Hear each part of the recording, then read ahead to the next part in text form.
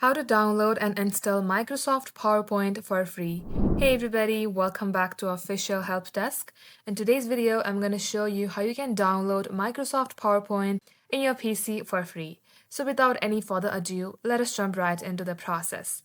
Head over to your search bar on your bottom and in here type in Microsoft Store. This will open up your Microsoft Store from your device. Then at the top search bar, type in Microsoft 365. As you do so, you will see Microsoft 365 Office. If you don't have this installed in your device, you will see Get option instead of Open. I already have installed this in my device, so it's saying Open. Now all you have to do is click on to get here. And once it starts getting downloaded, you will be able to get Microsoft Office PowerPoint in your PC for free. If you would like to try another method, here is what you can do to get it.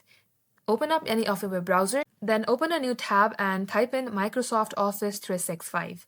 As you do so, you will see Microsoft 365. Here simply click on to download and install Office. And just like so, this is how you can do it.